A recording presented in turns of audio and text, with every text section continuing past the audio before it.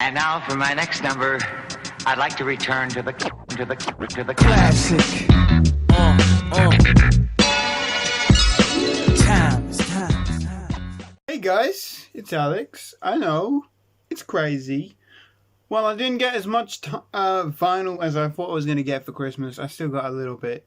Plus, I had some stuff from before Christmas started, so I might as well show you guys what I've acquired since the last time we spoke. Only a small stack of stuff. It really is. Literally, this is the stack. Yeah, I know, very, very small stack. I know we're used to like bigger stacks than this, but my lord, this is going to be one that literally we just speed through. So I'm going to kick it off with the one 7-inch single I got. Before I do that though, I do want to make sure you guys had a very, very nice Christmas and a happy New Year for those who, well, and a good holiday season for those who obviously don't celebrate Christmas. Got to put that in there. What I do want to say is the winner of my 200 subscriber contest never got in touch with me.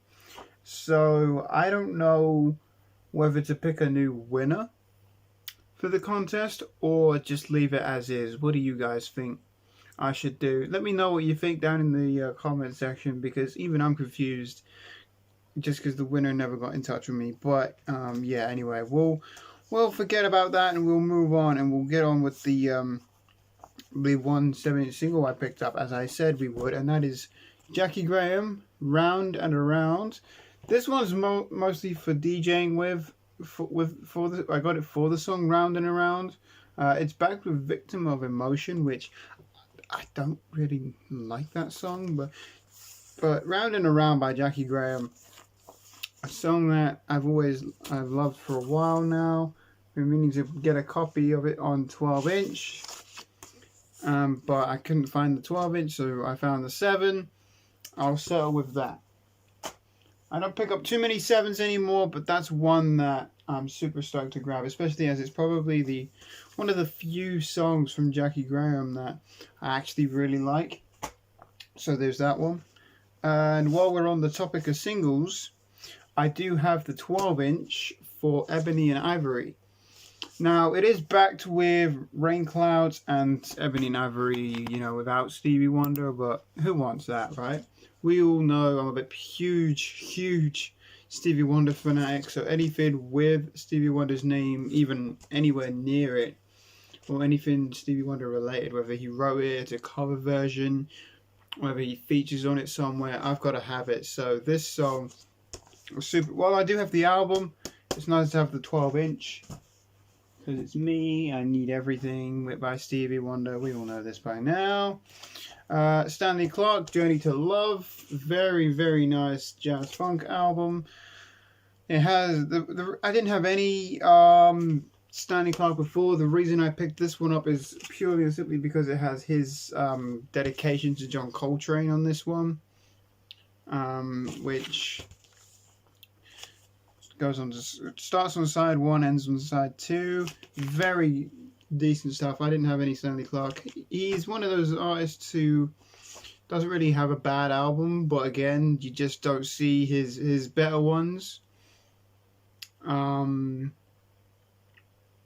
his best ones out in the wild, the ones that are actually worth grabbing. So I decided to grab that one, just because it's Stanley Clarke. Next up, an album that was recommended to me, not directly, but kind of in a video, as a lot of these things are. Wynton Marsalis, self-titled. Brandon over at Mr. Hall of Fame showed this in a video. I don't remember which video it was. It wasn't that long ago, but finally managed to track a copy down. It's got the original Our-Price sticker on, which anyone in the UK might remember Our-Price. But yeah, this is a great album. So Brandon, while I know Brandon didn't recommend this directly. It was in a video, so I still have to thank him for that. So yeah, thank you, Brandon. Next up, there'll be a bit more jazz a bit later on, but for now, let's get to this. Isaac Hayes, Chocolate Chip. Great album, great stuff. Try and name a bad album by Isaac Hayes, I bet you cannot, but yeah, this is one that's just incredible. One that's, I think, is underappreciated. But yeah, this is a nice one. Chocolate Chip, Isaac Hayes. I needed more Isaac Hayes in the collection, so this was a nice addition, definitely, to that. This next one, I believe I shared this on Facebook. Yeah, there's not a lot of stuff I share on Facebook nowadays, but this one I definitely did. It's Busta Rhymes, When Disaster Strikes. I know this album isn't for everybody, like hip-hop fans, you'll love it, but everybody else, I don't know how you'll feel about this. This is probably my favorite Busta Rhymes album. Or at least my favorite Busta Rhymes solo album. And that's just purely and simply down to 2 songs on this in particular. Turn It Up and Put Your Hands Where My Eyes Could See. Those 2 songs alone make this album worth it. But the whole album is just phenomenal, and of course he's got many tracks on here which feature the other members of Flip Mode Squad, which was the group Busta Rhymes was in, if you guys are unfamiliar.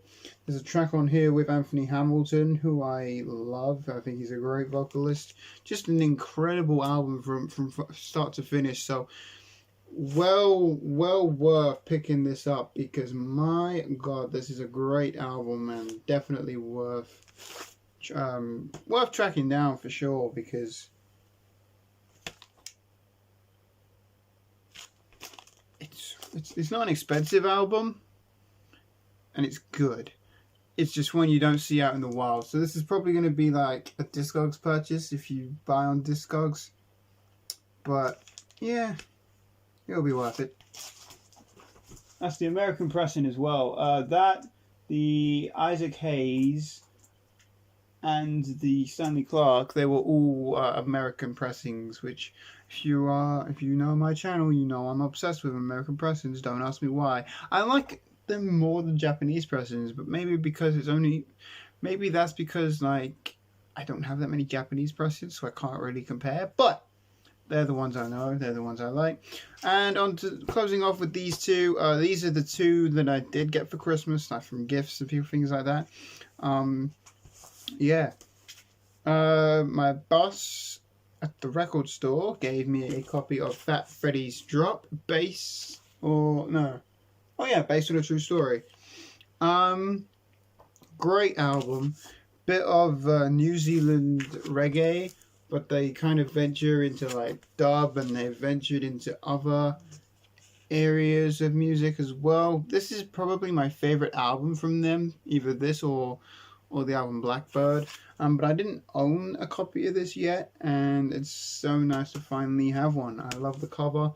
The only issue with this particular pressing, and it's only a minor thing, is the label on the first disc is swapped around.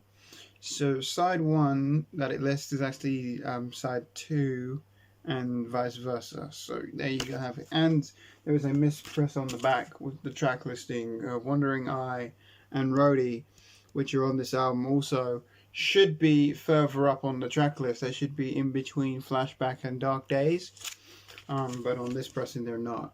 That's only a minor thing. The actual pressing itself sounds incredible, so I had to grab a copy. It was so nice to get a copy of this for Christmas, as it's an album I've had my eye on for a while, and I'm actually seeing them, with a bit of luck, I will be seeing them later on in 2020. So yeah, Fat Freddy's Drop. If you don't know this album, check it out. If you're not into reggae, you might not like this, but if you're into reggae, check out Fat Freddy's Drop, because they're incredible. They really are. On to the final thing. Wow, we get a video done in under 15 minutes here. This was a present from my nana, and my nana's the kind of person. My nana's the kind of person who will typically switch off when I start talking about music I like, because typically I'll talk about hip hop or soul, and she's not really into that. One thing she is into is her vocal, jazz and easy listening. And when I talked about this album, she was fully engaged, and I told her I didn't have a copy of this. She knew I listened to vinyl. She knew I liked this album because I talked to her about it. Thelonious Monk, Monk's Dream. Yes, it's a 2013 reissue on 180 gram vinyl. It is remastered.